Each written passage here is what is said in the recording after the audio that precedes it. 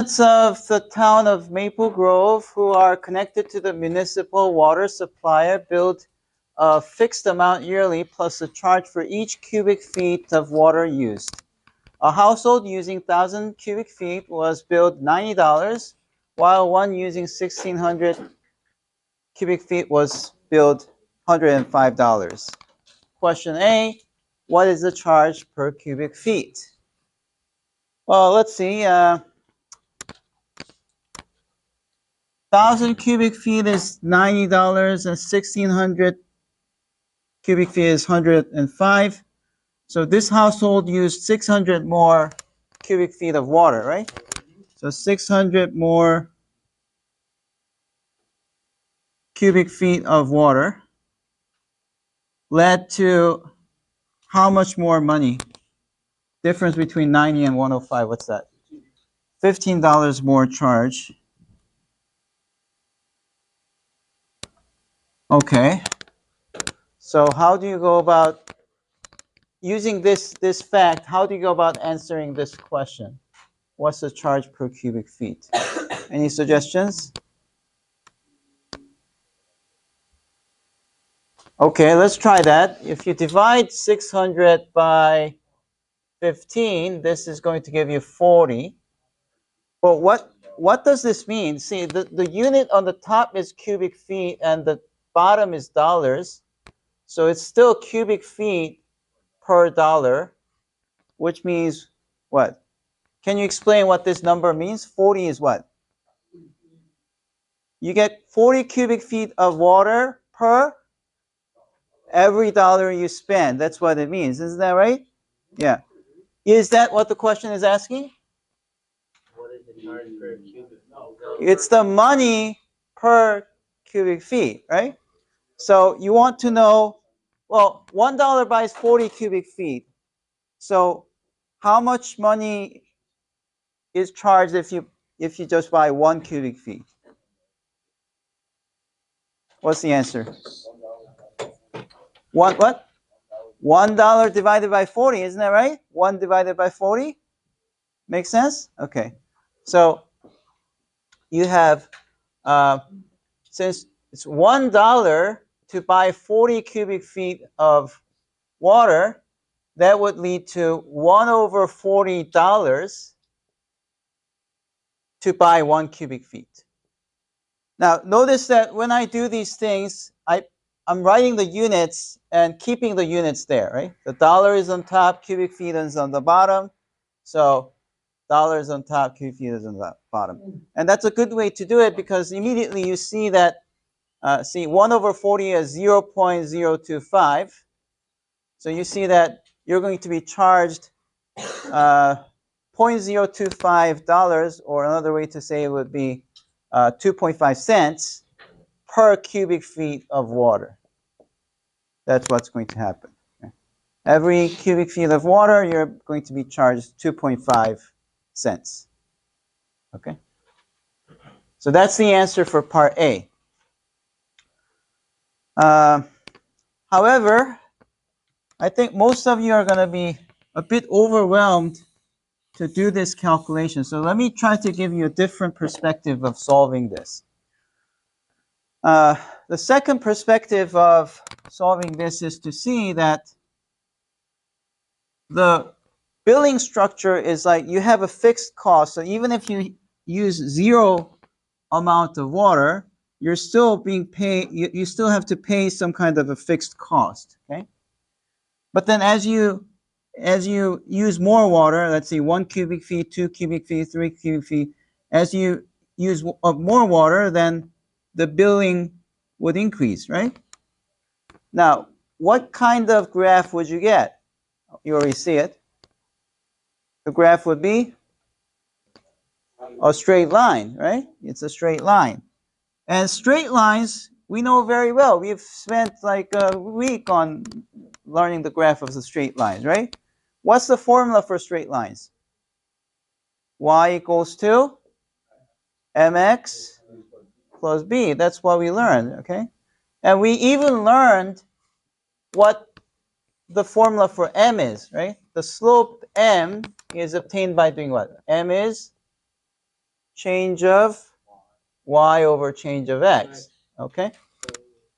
So let me try to use this formula instead. Okay? Because after all, this m is saying the more water you use, this much m is going to be needed, be built more, right? So if we get the m, it will be same as what the question is asking. Now, however, the problem with this is that you have you, you need 2 points to have a line, right? If you don't have points on the plane, you don't know how to use this formula. So even though this is a word problem, you have to extract coordinates from this. Okay, so let's look at the first household. It used 1,000 and it was billed $90. How do you turn this into a pair of coordinates? Huh? What? 1,000 comma 90, right? That's how you turn that into a point, right? Now, when you do this, you have to make sure which one you want to be independent variable and which one you want to be dependent variable. See, the amount of water that you're using is an independent variable. You have control over it, and you can choose to spend 2,000 cubic feet or 1,000 cubic feet or 10,000 cubic feet. It's your choice, right? You can use how many. Of course, if you use too much, then you might get a visit from a local authority or something. But usually, if you work within the means, you're free to choose how much to spend, right? And then this price is going to be determined by what you use. So this price will be dependent upon your water usage. So this will be a dependent variable. So this will be an independent variable. This will be a dependent variable. Does that concept make sense? Right? The price depends on the water usage, which is independent. You can choose to make it whatever. So in a function, when you have an input and the output, another way to say it is the input is an independent variable. You can choose to plug in anything. But the function will process it and give you an output, and that output will be dependent on your input, right? So the output is called a dependent variable. And you really want to write your coordinates in this form, independent, comma, dependent, because y is the independent. No, y is the dependent, yeah. Y will be 90 and x will be 1,000. Okay, let's apply the same logic to this one. This 1,600 with 105, how do you change it to coordinates? 1,600 comma 105, right? Okay, if you do this, then you can easily see the change of y as you go from here to there and the change of x as you go from here to there. Okay, so what is the change of y going from 90 to 105? 15, right? So change of y would be 105 minus 90 divided by, change of x is 1,600 minus 1,000, right? So you get 1,600 minus 1,000, and that gives you 15 over 600. And if you reduce this to the lowest values, if you divide top and bottom by 5 and also by 3, eventually you'll find that this is 1 over 40. Or if you use a calculator, this will be exactly same as 0.025, okay? Which is the same answer that we got before. But by just using the formula, we didn't have to think too much into it. It's just what it is, right? Okay. Now let's think about the second question. Write equation for the total cost of water as a function of cubic feet of water used. And here you have, you need a function, but we already know what the function is, right? The function is mx plus b. We determined that it's a line equation. Line equation follows y equals mx plus b. All right, and we even know the value of m. What's the value of m? 0.0, yeah, 1 over 40, 0.025. Right? That's your m. And therefore, the only thing that you have to figure out is b. If you know the value of b, then you found the function. Right? Do you agree? If you find the value of b, you found the function. Okay. Next question. How do you find B? You plug in X and Y. You plug in X and Y. You could plug in X and Y for this one or this one. Okay. See, if you have an equation between X and Y with some undetermined variables, then you can figure out what that variable should be by plugging in one of the points, because a point on the graph must satisfy the given equation, right? So you can choose this one as X and then Y, and make Y as 90, and then X as 1000 plus B, right? And then 90 is equal to, this will be 25 plus B. So if you subtract 25 both sides, what do you get B equal to? Subtract 25 both sides, you get B equal to 65. Okay. B equals to 65 is not the answer. What's the answer? See, it's a very common mistake to finish here and say, hey, I got the value of B. Yay, I got it right. No, you didn't. Why? You have to go back, because the question is asking not for the value of B, it's asking for the function, right? So the answer here is Y equals to 0.025 X plus 65. That is the equation for the function. Okay, that makes the water bill as a function of the water used. Okay? All right, then now let's look at part C. How many cubic feet of water used would lead to a bill of $130? Okay, this $130, is that X or Y? Y. It's the Y value, right? Because, see, Y is the money, X is the water used. Okay, if the question was, what will be the price of, say, using 3,000 cubic feet of water? In that case, 3,000 will be the X because it's the amount of water. But here, it's the dollars, so the dollars should be plugged into Y. So in order to solve C, what you need to do is you have to solve 130 equals to 0.025 X plus 65. Subtract 65 both sides, which gives you 65 equals to 0.025X. Divide both sides by 0.025 because we want to isolate X, right? So when these cancel, you've isolated X, and the answer you get is, what is it, 2,600? Yeah, okay, so you get X equals to 2,600 cubic feet as the answer for part C. Now, to understand what this is saying, let's try to pick a value for X and see what output Y could be. Pick a value for X, what? 21. And also, is this on the quiz? No.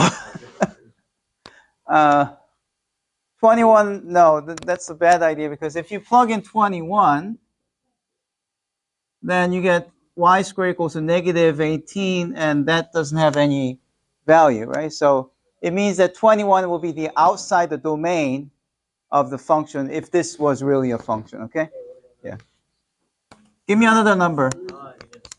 Negative 6. I like negative 6. So let's try negative 6. Yeah. It's a very intelligent value because it gives you Y as a nice number, okay? All right, plus 6, both sides. What do you get? Y squared equal to 9. Therefore, Y is plus or minus 3, right? Okay. Make sure you remember that whenever you get rid of the square, you need a plus and minus, okay? Okay, so what's wrong about this? What's bad about this? You plugged in negative 6 as your input. What did you get out? Okay, so is that good or bad? Why is it bad? Because it's two values, not one value. What's a function? function should always be consistently giving you one output for one input, okay, for the same input. So I tried to explain a function is like a factory. So imagine a factory that takes in, come on, you're not, chickens. Yes, that's the story I always use. Okay, yeah, all right.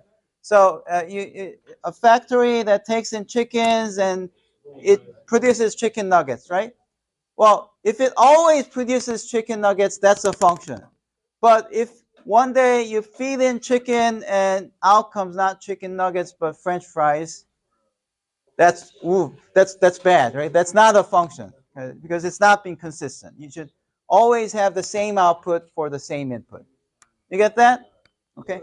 So having these two outputs is bad. So it's not a function. The answer is no.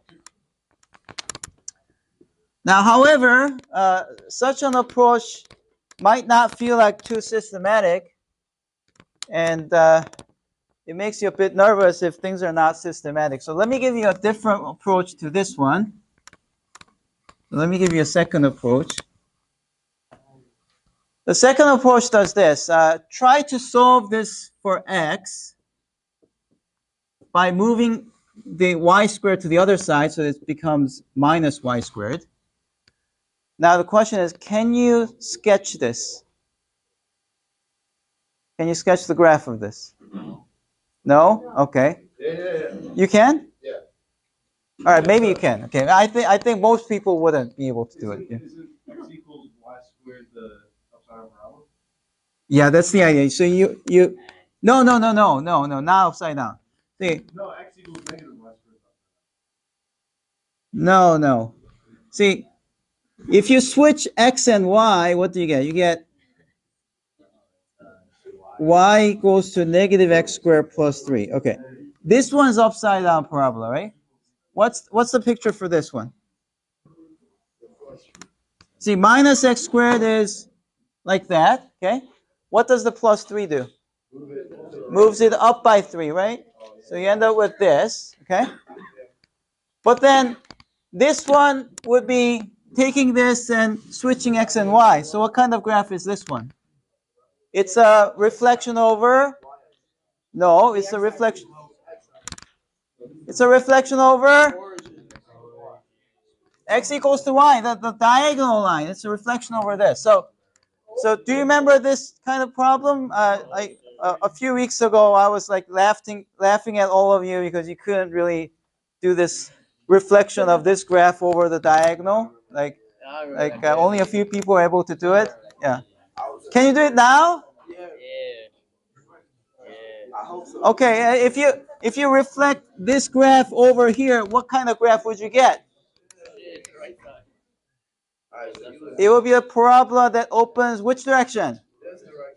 Left. Yes. So the thing is, you're going to have these 2 points fixed because if you rotate this graph around, the points on the line is not going to move anywhere, right? So these two will be the points on the graph, but then when you rotate this around, this is going to go over here, that's going to go over there, and the resulting graph will look like something like this. Okay? So that's the graph of this thing. Is that okay? All right. Now, if this is the graph, we know right away that this blue graph is not a graph of a function. Why? It fails the vertical line test. Yes. If you draw a vertical line, it meets twice. It fails the vertical line test. So, fails vertical line test, VLT. Okay? Yeah. All right. Second, does x squared plus y equals to 3 define y as a function of x?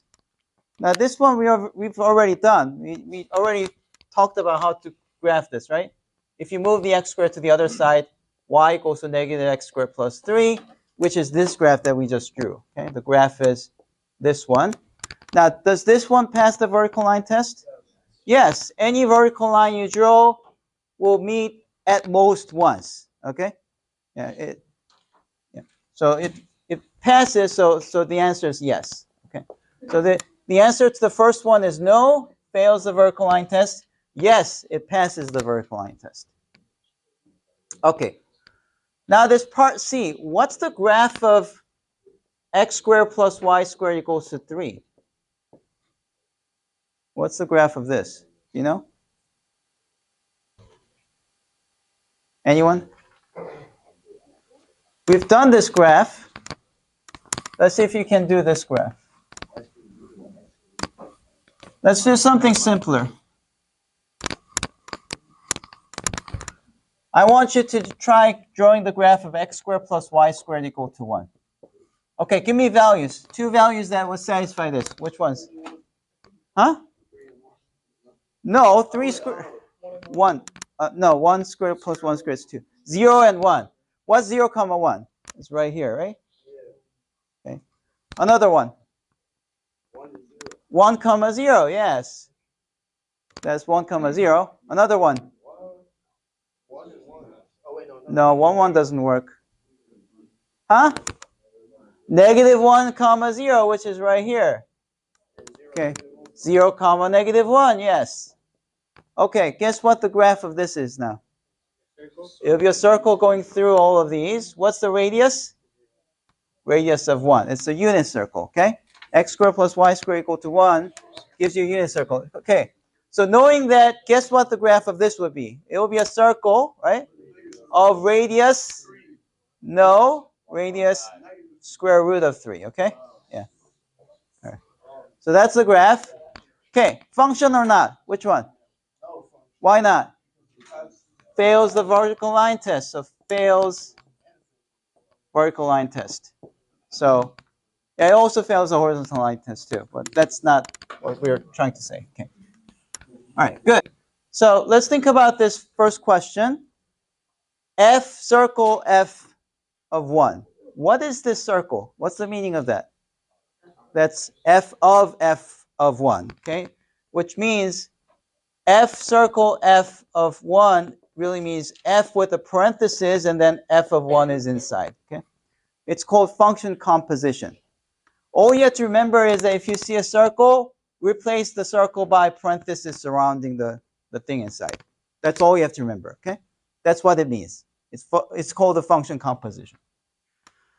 All right, once you write it like that, then what is F of 1? 2. It says so, right? F of 1 is 2. So you replace F of 1 by 2. What's F of 2? 4. Okay, that's it. It's a really simple question. Yeah. So if we have a question like that, you definitely need to get it. Yeah. Yes? Not the quiz, exam, okay? All right, now here the second question is find F circle G of X, okay, and simplify. Same idea. What's the meaning of the circle?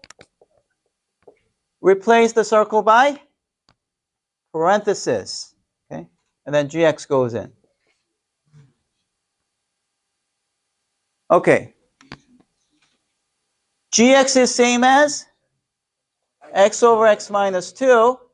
So that means we need to know f of x over x minus 2.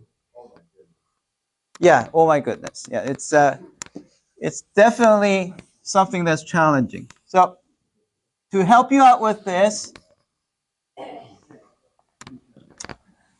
how to plug in something complicated or something complex into a function.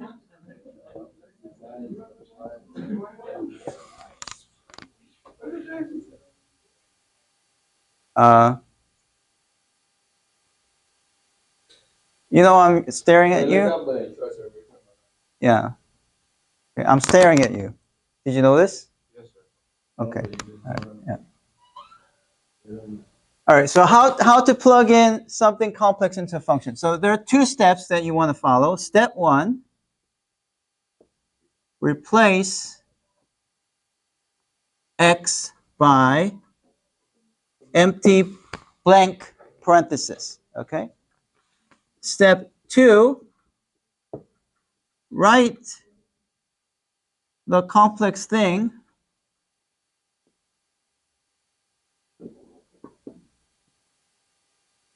into every blank. Okay? So let me try to explain what I mean by those two steps. See, we're trying to plug in x over x minus 2, which is something complex, into the function, right? So what you want to do is you want to rewrite f, but you want to copy it so that anytime you see an x, what do? You put parentheses. I have a question. Yes?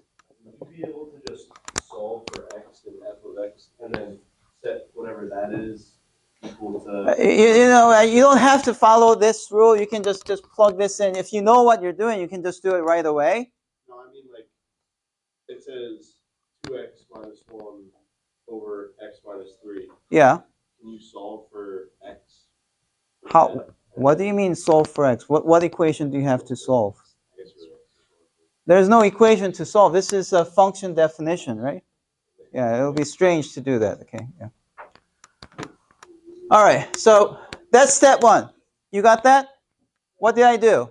I copied the function by parentheses. All the x's are now vacated, and now parentheses are there. Okay. What's step two?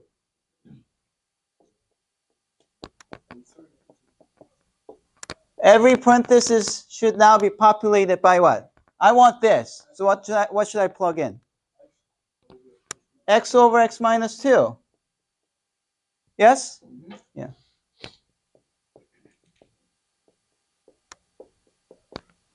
So that's what this question is looking for, except that you have to simplify. And to simplify a complex fraction, you have to multiply top and bottom by the denominator so you can kill it. Okay. So we're going to multiply both top and bottom by x minus 2. And you have 2 times x over x minus 2 times x minus 2 minus x minus 2 over x over x minus 2 times x minus 2 minus 3x minus 2. And you can cancel these two. You can cancel these two. And that gives you 2x minus x minus 2. That's going to be x plus 2 on the top. X minus 3x is negative 2x. Minus 2 will be plus 2. So that's the answer.